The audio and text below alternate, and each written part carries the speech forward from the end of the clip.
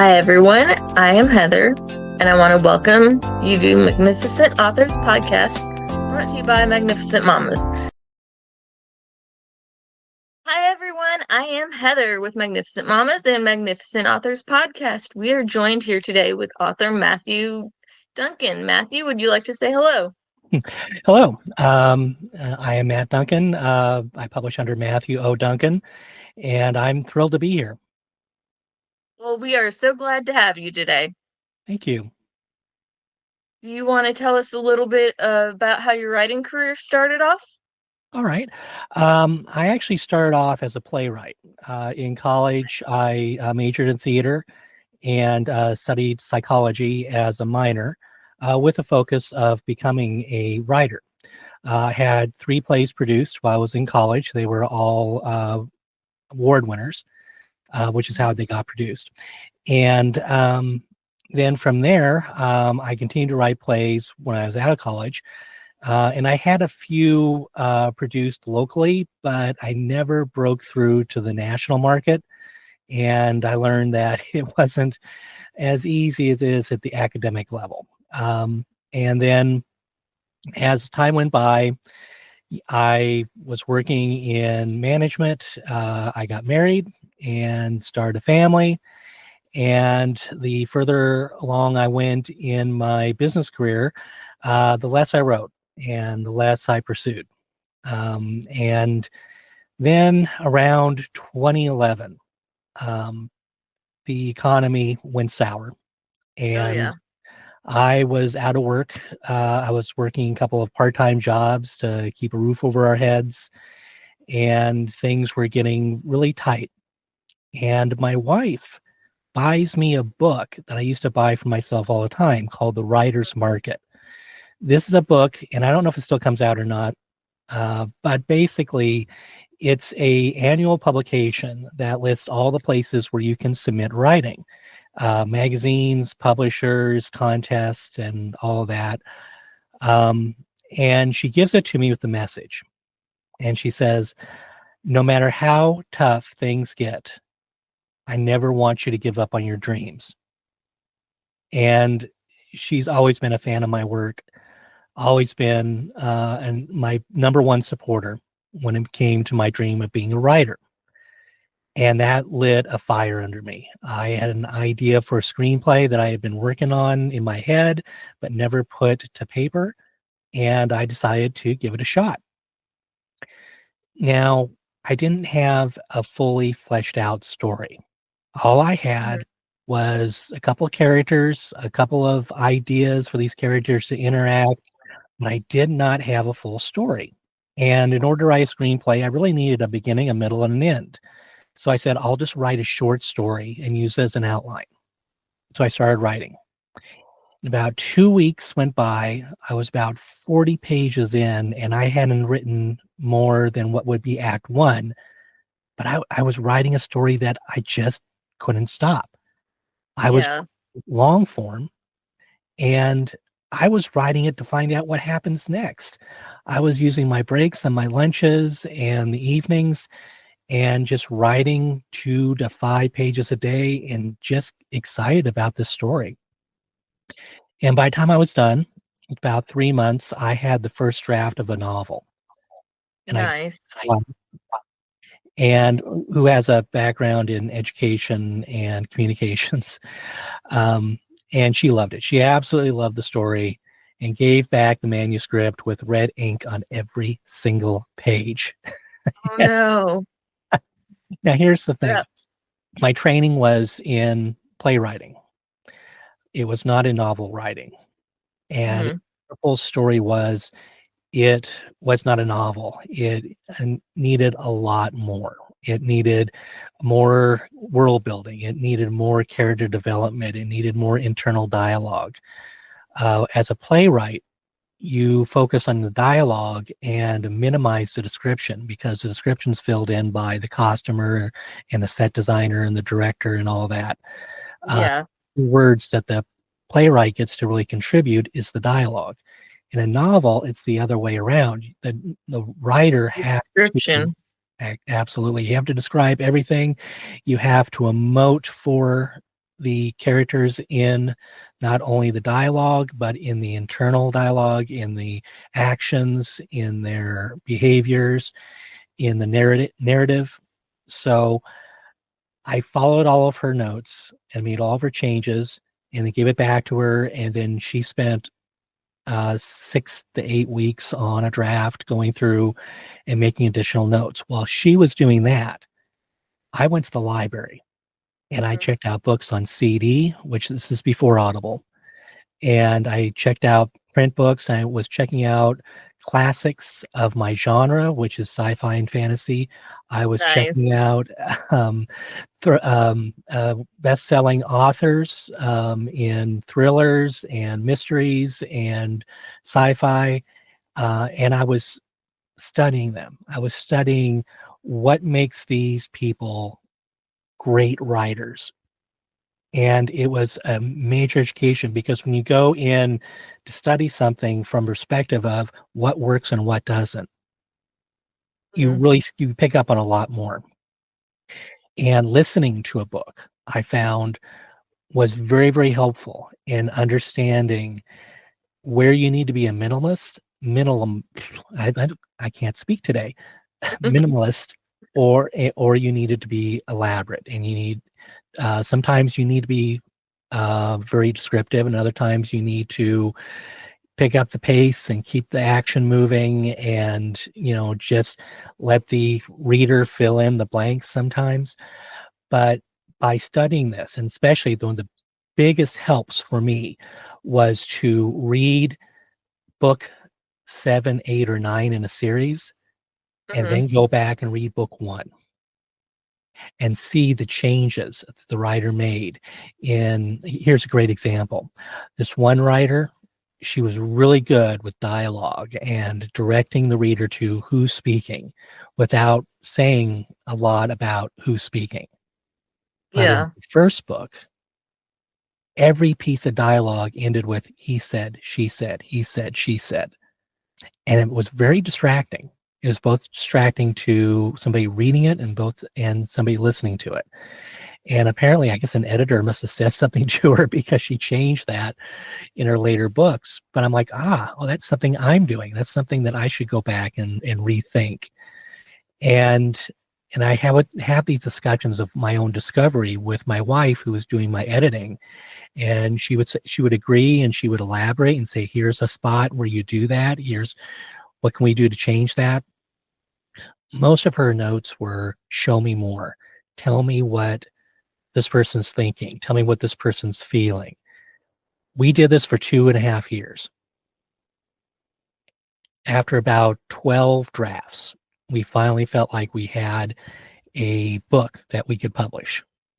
And then I tried to get it to a publisher, Mhm. and not a single publisher would look at it. That Nobody. sucks. And most of them said, we won't look at something without an agent. So I tried to get an agent and approached over 100 agents. Not a single agent would even look at my work. And it was very, very frustrating. The only places that were willing to publish for me were vanity publishers, which I wasn't going to spend Oh several no. $1,000s on vanity publishing. And I ended up publishing under, at the time, Lulu.com, which is basically a print on demand. Uh, Mhm. it's um, it's very similar to KDP, and I ended up switching after a couple of years to KDP because Lulu just didn't have the platform that Amazon has. Mhm. And when I switched to KDP, I actually started selling my books. Now, Nice.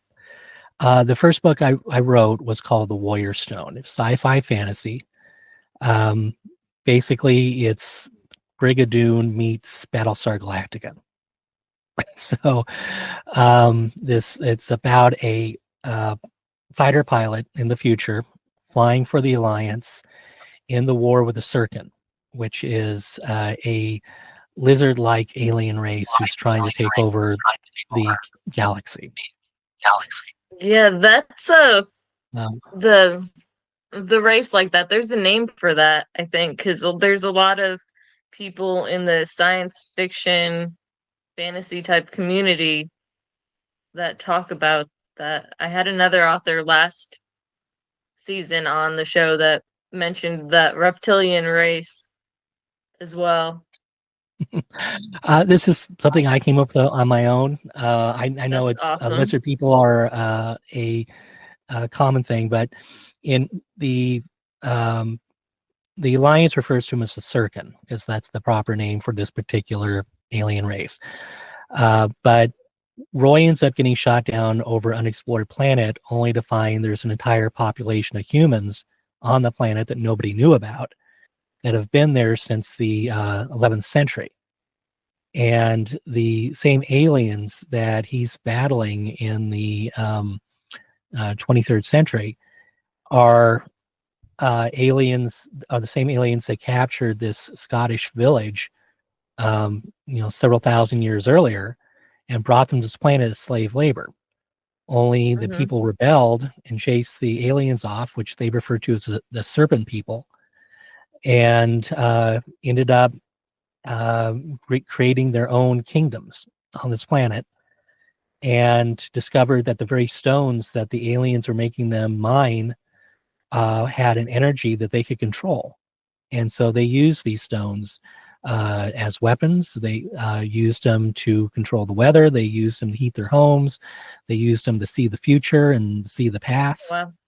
And so Roy ends up getting saved by Katrina, who is a healer and a princess of the local kingdom.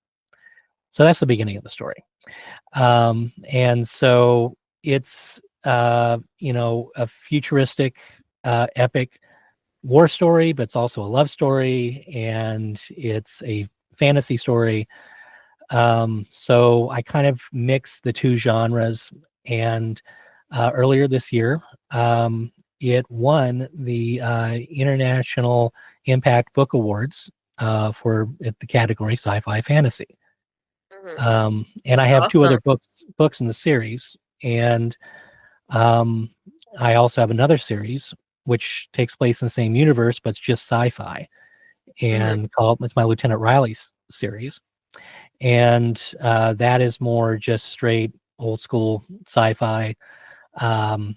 where because it takes place with a completely different set of characters, but it takes place it's about with an engineer who was injured during the war, and the war is over, and he needed to find a job, so he goes out into the galaxy looking for a starship that needs an engineer. That's all he knows how to do, and ends up getting involved with a captain that is a moron, who's involved with the criminal syndicate, who gets Riley involved with this, and Riley gets framed for murder, and he's on the run, and he's trying to prove his innocence, and that's just more of a straight action-packed, adventure, as opposed to the other stories that are more epic, cinematic type adventures.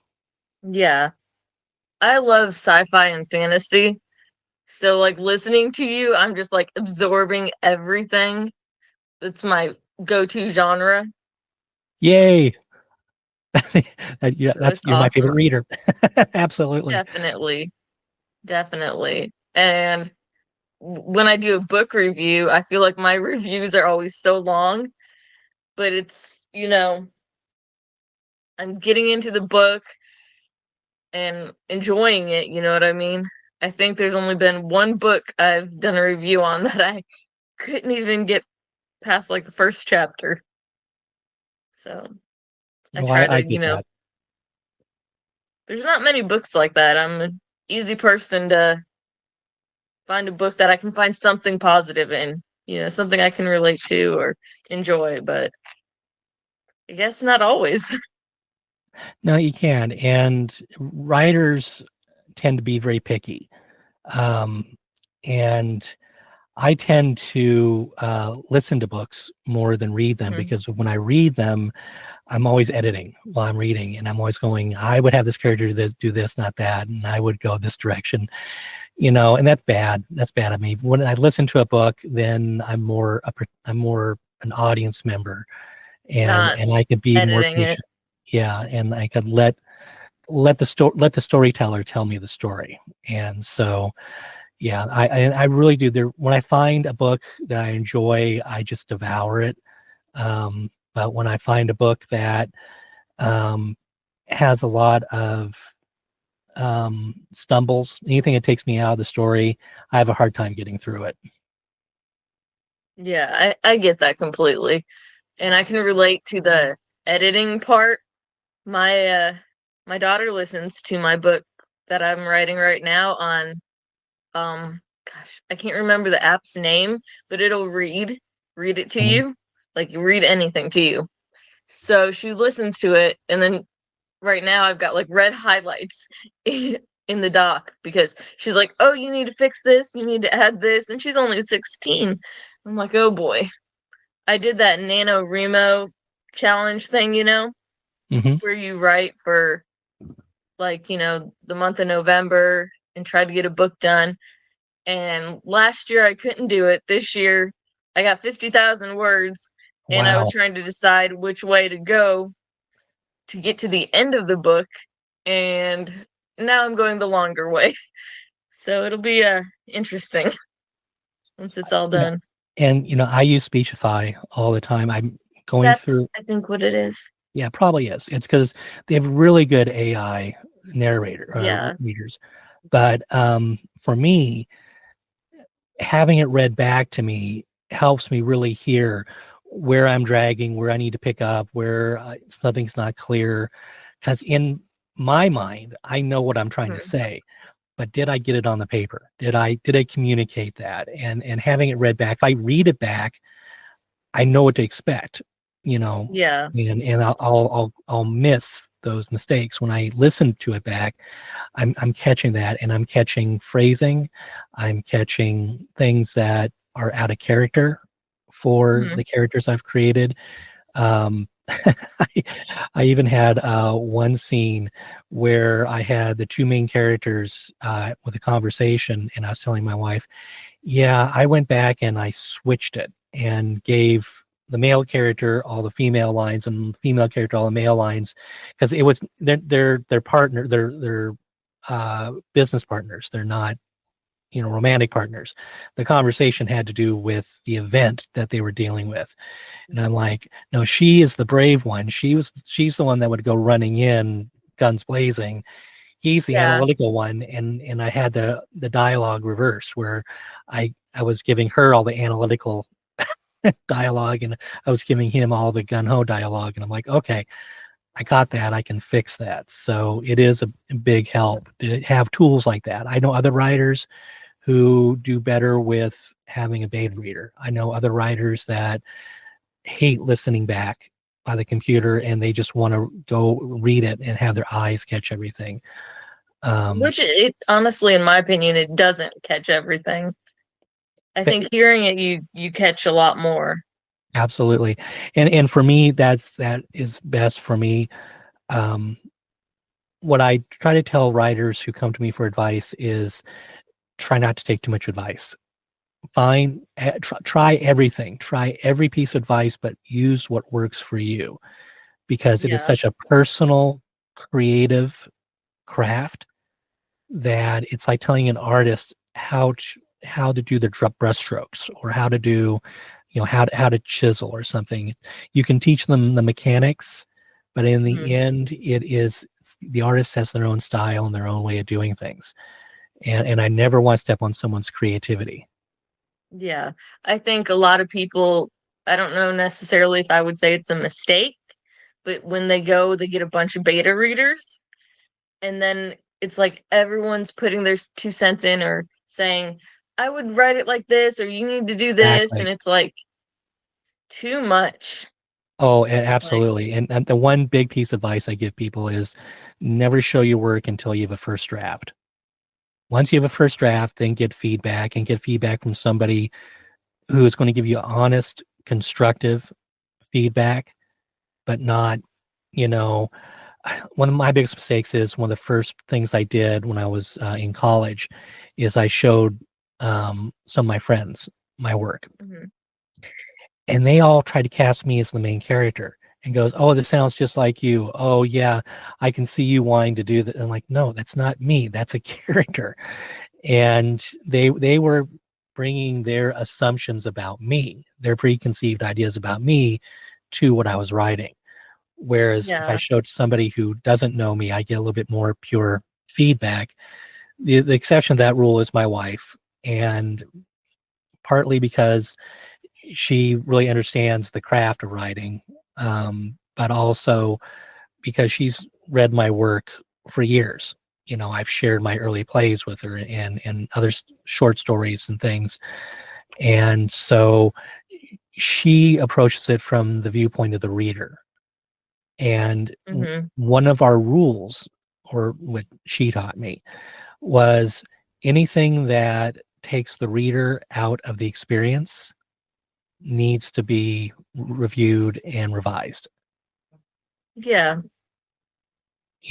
Like if I make up a word that's supposed to be like an alien language, if the reader can read it, and even though it's a silly, nonsensical word, Hmm. but if it still makes sense, but if it is 14 syllables and weird characters Oh and yeah. makes the reader stop and try to sound it out, then it's probably not going to work, and it's going to be a distraction from what you're trying to communicate. So For the yeah, really long, crazy names yeah. people can't understand. So things like that, and it really, having that partner uh helped me with my work. It's the difference between coming across as amateurish and coming across as professional. And I would not have reached that professional plateau without that partner working with me. That's awesome. So you've gotten awards, and how many books in total have you published so far? I've published 10 titles so far. I've got two more in the works. Nice. And my latest count, I've sold about 108,000. Oh wow. That's awesome. Yeah, and I'm actually in talks with a game designer right now who Mhm. wants to turn my first series, the Warrior Stone books, into a tabletop game. Oh nice. So it'll have collector's cards, and it'll have it's kind of like a card game, but it's tabletop. In that way, he described it is, there will be um, pieces in there where you keep track of where you are in the adventure, and the adventure itself will take elements and scenes from the books and make them Yeah. part of the game. So we're going to try to have that out by the summer for my big event, which is Phoenix Fan Fusion, where I'll have a table where I'll be signing my books and Hmm. selling them.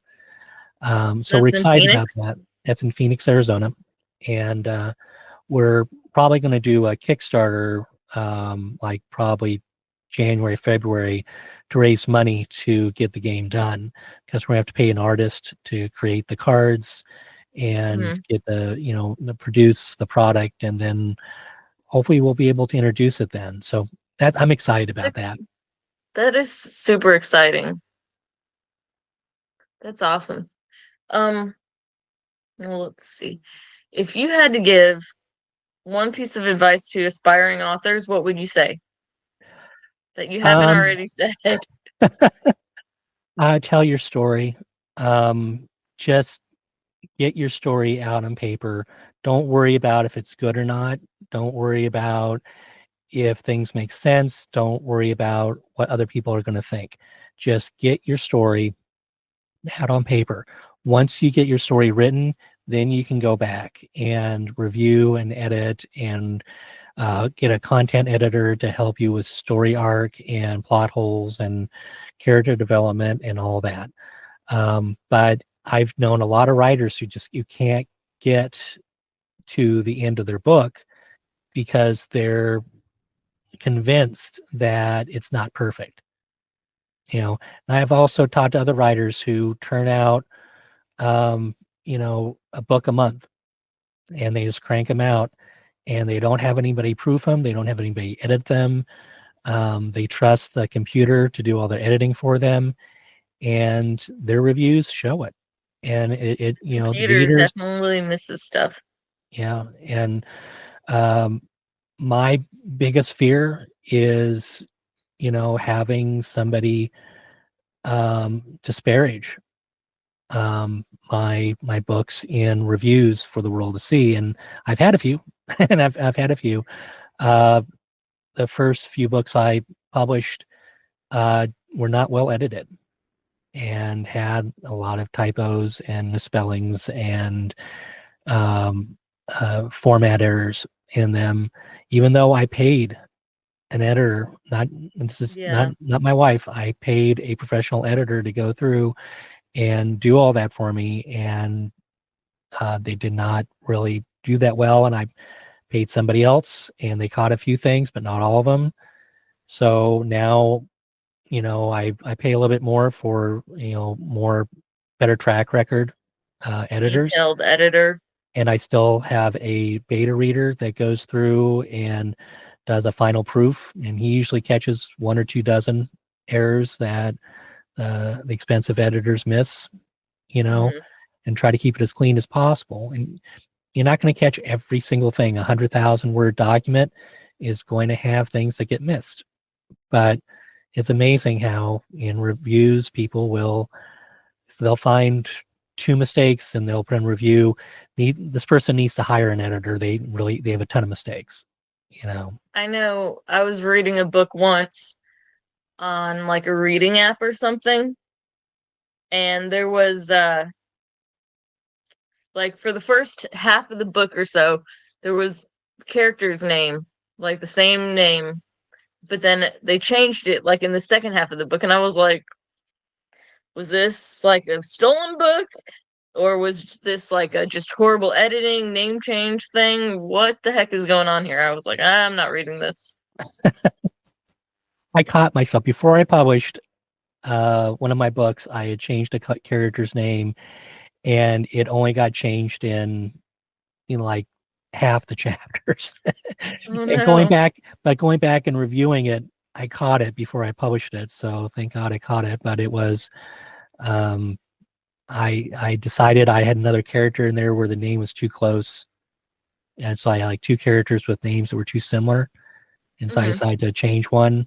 But but I misspelled the name in about a dozen spots. So Hmm. when I did the find and replace, it didn't catch them all. And again, and that's why you need to have someone else's eye go through it and somebody else's ear and go through it. Um, and the other fortunate thing is I found a narrator who does all my books now. His name's Yeah. Dave Cruz, and he's fantastic. He works with me on a royalty share deal where we split the royalties 50-50 on the ebooks. But that Awesome. way I don't have to, pay up front because I have long books.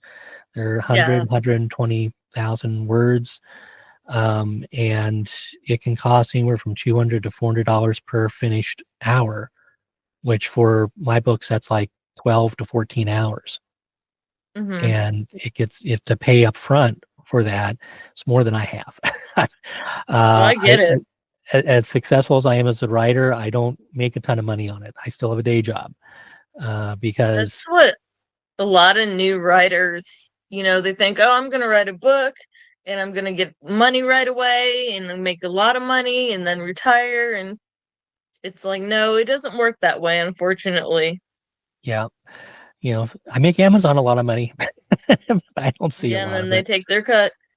Yeah, but I'm getting there. I'm getting there. I make now off my books like I would if I had a second part-time job. Yeah.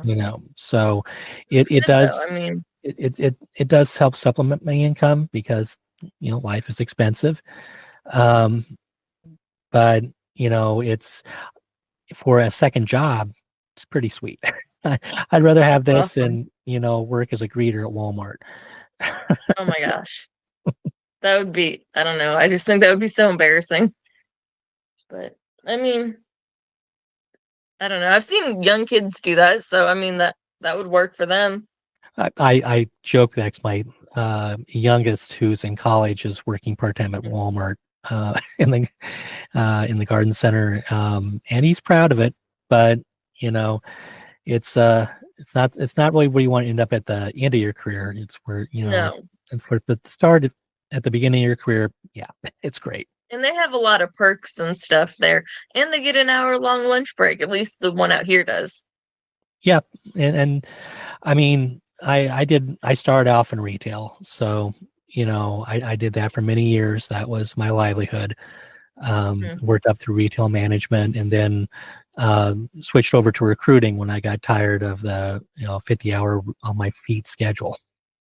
Yeah, I get it completely. It's hard. So, is there anything else you want to talk about or share? Anything going on? Because I am going to have to wrap up soon. Sure. I mean, we'd be past our 30 minutes. Well, I want to say thank you very much. It was an absolute pleasure to speak with you. And my books are available on Amazon and Audible. They're in print and ebook. One of my big goals is to one day see my books as movies on the big screen. That's awesome. That's a wonderful goal. I'd love to see that. And if there are any agents out there who want to represent my books legitimately, I say that because, there's a lot of folks. Yeah, a lot of folks out there try to get money from authors. That's the last piece of advice I would give new authors is don't pay to have your books published. And no agent worth their salt is going to charge you to represent you. An agent makes their money off a commission off of selling your book, not from you. So don't give your money away. If you do pay for services for like editing or cover art or anything like that, get a referral from another author. Don't just do a Google search, because what you'll see on there is just no guarantee that you're going to get quality work. So yeah, use your author's community for referrals for anything, and ask around before you give anybody any. We thank you very much for being here today, and you're welcome back anytime. Well, thank you so much. And again, it was a pleasure. I absolutely enjoyed talking to you. And yeah, if you ever want me back, just send me an invite. I'll be there. Definitely. You'll have to come back, especially when you've got some new stuff out, so we can chat about that as well. Absolutely. Sounds great. All right. You have a good night. You too. Thank you so much. You're welcome. Bye-bye. And that's a wrap on another episode of Magnificent Authors Podcast. Thank you so much for joining me today. It was a pleasure to share another inspiring conversation with a talented author. If you enjoyed this episode, don't forget to subscribe to Magnificent Authors Podcast so you don't miss any of our upcoming conversations with amazing writers.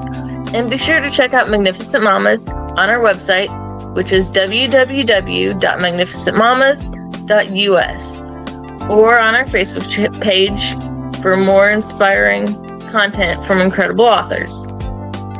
I'd love to hear your thoughts on today's episode. What resonated with you the most? Head over to Facebook or leave a comment on our website and let me know. Until next time, keep reading, keep writing, and keep those imaginations soaring.